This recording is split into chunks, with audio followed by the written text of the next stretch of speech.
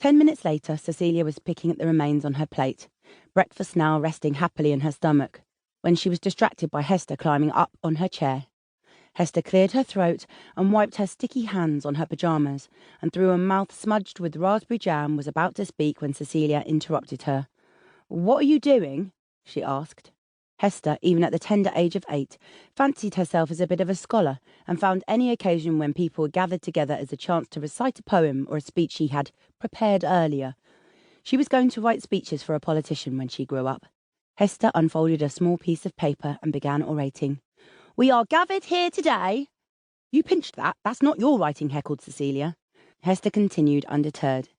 "To celebrate the birth and life of my dear sister, Cecilia Hudson Gray, and I would like to personally mark the occasion with a gift and this wonderful speech I have written. Thank you." She sat back down. There was a light scattering of applause. "That was a lovely gesture, Hester," said their mum, patting her on the back. "So, Cecilia, do you think you deserve a present?" said Hester. Her eyes were bright and excited. "I hope you like it. If you don't, it won't go to waste. I can always keep it for myself." She disappeared from the room for a moment and came back holding a crumpled brown paper bag that had been very badly taped shut, with a lot of sellotape. Hester dumped the present in Cecilia's lap. "Here."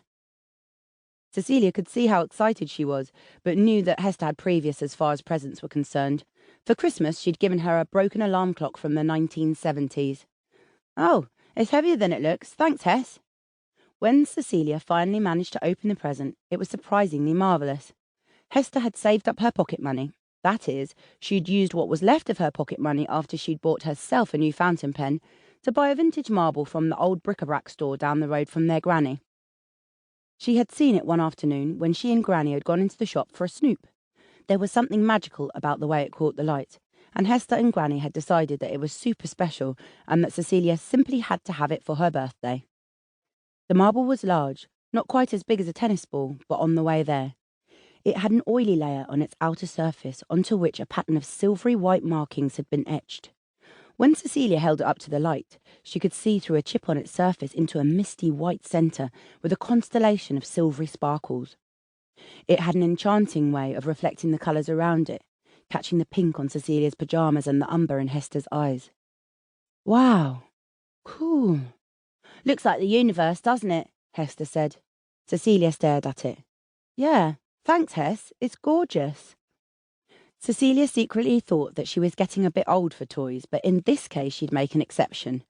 It was more of a curiosity than a toy. Plus, it looked like it was made of glass, and children aren't usually allowed to play with things made of glass.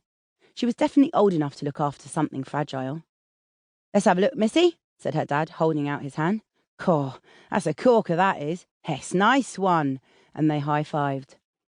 "I thought you could put it in this." Hester handed her sister a piece of gold string with a tangle of wires at the end. "What is it?" asked Cecilia. "It's a necklace, dummy. Look, it fits in here like this." Hester demonstrated how to insert the marble into the contraption she had devised and handed it back to her sister. "Then you can wear it on special occasions." "Wow, Hess, that's really lovely and so creative," Cecilia said, trying to hide some of her discomfort. She had already guessed what was coming next, and she didn't like the idea. "Thanks. I knew you'd like it, and the best part is, it's a special occasion today because it's your birthday, so you get to wear it all day." Cecilia winced a little. She really did love the marble, but she wasn't sure if she wanted to wear it. After all, it wasn't that cool. It sort of looked like something that had been pulled out of the rubbish, tangled up with all the string and wire, but she really didn't want to hurt Hester's feelings. And it was only for one day, and she could always tuck it under her jumper. "Lucky me," she said dryly, with a wink and a cheesy smile. Hester was clearly ecstatic. Cecilia shot her dad a look that cried, "Save me," but he just shrugged in reply. Cecilia unwrapped the presents from her mum and dad after that. A sketchbook, some watercolours, and a brand new junior microscope set. "We know you love all that technology stuff, iPads, JPads, Kpads and whatnot," joked her dad. "But we wanted to get you something that was a bit more hands-on. Something that would inspire you," added her mum. "Yeah, something that didn't need charging up," said her dad. "I love it, guys. I absolutely love it. Thanks," Cecilia smiled. "Right then, you lovely lot, let's get a groove on. There's a world out there waiting for us."